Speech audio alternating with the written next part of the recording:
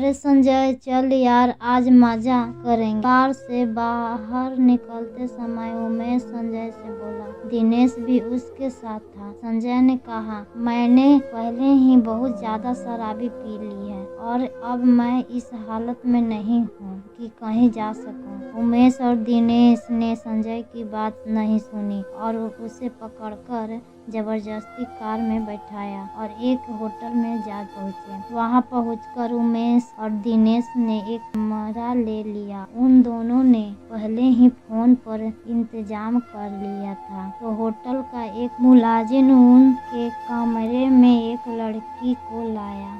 अरे उमेश ने उस मुलाजिम को पैसे दिए और लड़की को वहीं छोड़कर चला गया। वह एक साधारण लड़की थी। लगता था कि वह पहली बार इस तरह का काम कर रही थी, क्योंकि उसके चेहरे पर घबराहट के भाव थे। उसके कपड़े भी साधारण थे और कई जगह से फटे हुए थे। संजय उस लड़की से चेहरे को एकटक देख रहा था। उसे उसमें मासूमियत और घबराहट के मिलजुले भाव नजर आ रहे थे, जबकि उमेश और दिनेश को केवल हवस की नजर से देखे जा रहे थे। तभी उमेश लड़खड़ाता हुआ उठा और उसने दिनेश और संजय को बाहर जाने के लिए कहा। वे दोनों बाहर आ गए। अब कमरे में केवल वही लड़की उमेश थे। उमेश ने अंदर से कमरा बंद कर लिया और संजय की यह सब बिल्कुल भी अच्छा नहीं लगा था। लेकिन उमेश और दिनेश ने इतनी ज्यादा शराब पी ली थी कि उन्हें होश ही नहीं था कि वे क्या कर रहे हैं।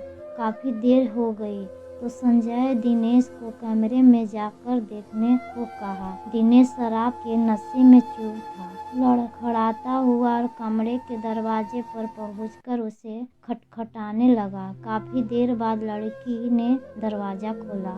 उस लड़की ने दिनेश से कहा कि उसका दोस्त सो गया है, उसे उठा लो। नशे की हालत में चूर दिनेश और लड़की की बात सुनकर बजाकर पकड़कर उसे अंदर ले लिया गया और दरवाजा बंद कर लिया। संजय दूर बरामदे में बैठा था, यह सब देख रहा था।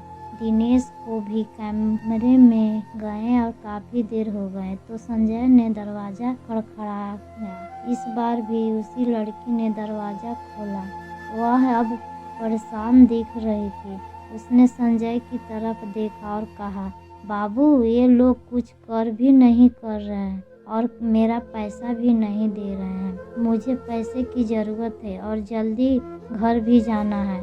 कहते हुए उस लड़की का गला बैठ गया। संजय ने लड़की को अंदर चलने को कहा और थोड़ी देर में उसी होटल के दूसरे कमरे में ले गया। उसने जाते हुए देखा कि उमेश और दिनेश शराब में चूर बिस्तर पर पड़े थे। संजय ने दूर कमरे में उस लड़की को बैठने को कहा। लड़की घबराते हुए बैठ गई और थोड़ा जल्दी में लग रही थी। संजय ने उसे पास रखा, पानी पीने को दिया, जिसे वह एक सांस में ही पी गई।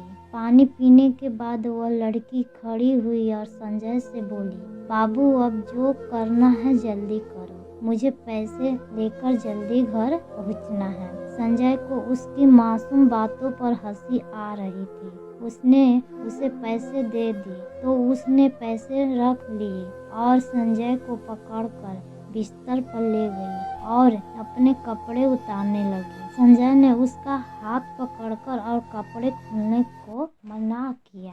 लड़की बोली, नहीं बाबू, कस्तूरी ऐसी लड़की नहीं जो बिना काम के किसी भी पैसे ले ले। मैं गरीब जरूर हूँ लेकिन भीख नहीं लूंगी। संजय अब बोल नहीं पा रहा था। तभी कस्तूरी ने संजय का हाथ पकड़ा और उसे बिस्तर पर ले गई। यह सब इतना जल्दी में हुआ कि संजय कुछ कर नहीं पाया। कस्तूरी ने जल्दी से अपने कपड़े उतारे और संजय के भी कपड़े उतारने लगी। अब कस्तूरी संजय के इतने नज़दीक थी कि उसके मासूम चेहरे को वह बड़े प्यार से देख रहा था। वह कस्तूरी की किसी बात का विरोध नहीं कर पा रहा था।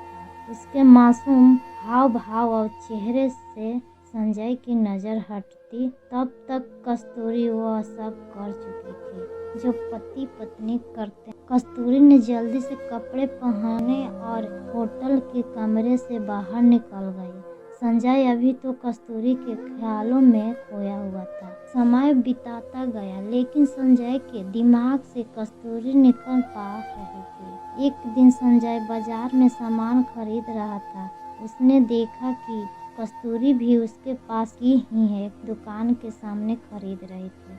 संजय उसको देखकर खुश हुआ और उसने कस्तूरी को आवाज दी तो कस्तूरी ने मुड़ कर देखा और फिर दुकानदार से सामान लेने में जुट गया। संजय उसके पास पहुंचा। कस्तूरी ने संजय की तरफ कोई ध्यान नहीं दिया। कस्तूरी ने सामान खरीदने और दुकान में बाहर निकल गई। संजय उसे पीछे से आवाज देता लेकिन उसने अनसुना कर दिया। कुछ दिन बाद संजय को कस्तूरी फिर दिखाई दी।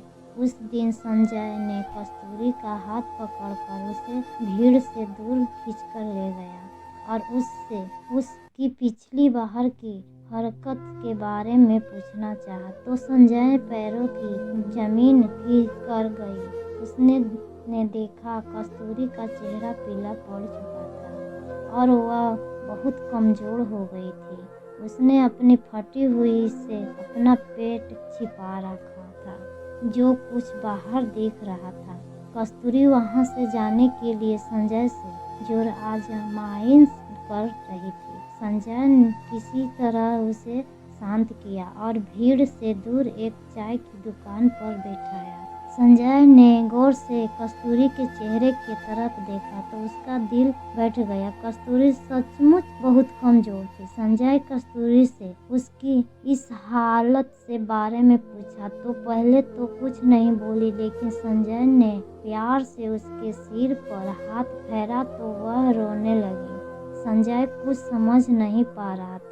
कस्तूरी ने अपने आंसू पोंछे और बोली, बाबू मेरी यह हालत उसी दिन से है जिस दिन आप और आपके दोस्त मुझे होटल में मिले थे। संजय ने उसकी तरफ सवालिया नजरों से देखा तो वह फिर बोली, बाबू मैं कोई धंधे वाली नहीं हूँ। मैं उस गंदे नाली के पास वाली कच्ची झोपड़ी पट्टी में रहती हूँ। उस दिन पुलिस मेरे भाई को पकड़ कर ले गई थी क्योंकि वह गली में गांजा बेच रहा था। उसी जमानत पर छुड़ाने था और मेरे माँ बाप के पास पैसा नहीं था।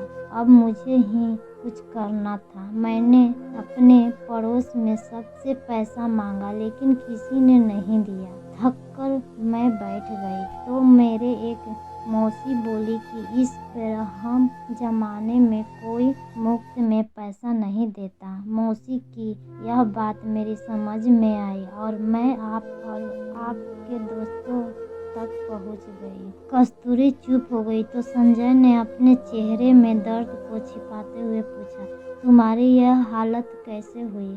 कस्तूरी ने कहा, बाबू यह जानकर आप क्या करोगे, यह तो मेरे किस्मत है। संजय ने फिर और जोर दिया तो कस्तूरी बोली, बाबू उस दिन आपके दिए गए पैसे से मैं अपने भाई को हवालत से छुड़ा लाई। तो भाई ने पूछा कि पैसे कहाँ से लाई? मैंने झूठ बोल दिया कि किसी ने उधार लिए हैं। थोड़ी देर चुप रहने के बाद वह फिर बोली, बाबू सब ने पैसा देखा लेकिन मैंने जो जिस्म बेचकर एक जान को अपने शरीर में आने दिया तो उस सब नाजायज कहने लगे और जिस भाई को मैंने बचाया था वह मुझे धंधे वाली कहने लगा और मुझे मारने लगा। वह मुझे रोज ही मारता है। यह सुनकर संजय कलेजे का खून सूख गया। इस सब के लिए वह खुद को भी कसूरवार मानने लगा कि उसकी आंखों में भी आंसू छलक आए थे। कस्तूरी ने यह देखा तो वह बोली, बाबू इसमें आपका कोई कसूर नहीं है। अगर मैं उस रात आपको जिस्म नहीं बेचती तो किसी और को बेचती, लेकिन बाबू उस दिन के बाद से मैंने अपना जिस्म किसी को नहीं बेचा। यह कहते हुए वह चुप हुई और कुछ सोचकर बोली, बाबू उस रात आपके अच्छे बर्ताव को देखकर मैंने फैसला किया था कि मैं आपकी इस प्यार की निशानी को दुनिया में लाऊंगी और उसी के सहारे ज़िंदगी गुजारूं दूंगी, क्योंकि हम जैसी गरीब लड़कियों को कहाँ कोई प्यार करने वाला जीवन साथी मिलता। इतना कहकर कस्तूरी का गला भर आया। वह आगे बोली, बाबू यह आपकी निशानी है और मैं इसे दुनिया में लाऊंगी, चाहे इसके लिए मुझे मरना ही क्यों ना पड़े। इतना कहकर तेजी से उठी और अपने घर की तरफ चल गई। यह सुनकर संजय जैसे जम गया था। वह कहकर भी कुछ नहीं कह पाया। उसने फैसला किया कि कल वह कस्तूरी के घर जाकर उससे शादी की बात करेगा। वह रात संजय को लंबी लग रही थी। सुबह संजय जल्दी उठा और बदहवास के साथ कस्तूरी के घर की तरफ चल दिया। वह उसके मोहल्ले के पास पहुंचा तो एक जगह बहुत भीड़ जमा थी। वह किसी अनहोनी के डर से दिल में ली और भीड़ को चीर कर पहुंचा तो उसने जो देखा तो जैसे उसका दिल बाहर निकलने की कोशिश कर रहा हो। कस्तूरी जमीन पर पड़ी थी। उसकी आंखें खुली तो और चेहरे पर मासूम मुस्कुराहट थी। संजय ने जल्दी से पूछा कि क्या हुआ है, तो किसी ने बताया कि कस्तूरी के भाई ने इसे चाकू से मार दिया है, क्योंकि सब कस्तूरी के पेट में पल रहे बच्चे की वजह से इसे बेइज्जत करते थे। संजय पीछे हटने लगा। अब उसने लगने लगा था कि वह गिर जाएगा। तभी पुलिस का सायरन बजने लगा तो भीड़ छटने लगी। संजय पीछे हटते हुए कस्तूरी को देख रहा था। उसका एक हाथ अपने पेट पर था और शायद वह अपने प्यार को मरते हुए बचाना चाहती थी। उसके चेहरे पर मुस्कुराहट ऐसी थी जैसे उन खुली आंखों से संजय को कहना चाहती हो, बाबू यह तुम्हारे प्यार की निशानी है, पर इसमें तुम्हारा कोई कसूर नहीं है। संजय पीछे मुड़कर अपने घर पहुंचकर रोने लगा। वह अपने आप को माफ नहीं कर पा रहा था, क्योंकि अगर वह कल ही उससे शादी की बात कर लेता तो शायद कस्तूरी जिंदा हो। बारिश होने लगी थी। बादल जोर से गरज रहे थे। वे भी कस्तूरी के प्यार के लिए रो रहे थे। अगर मेरी कहानी पसंद आए तो लाइक, शेयर एंड सब्सक्राइब।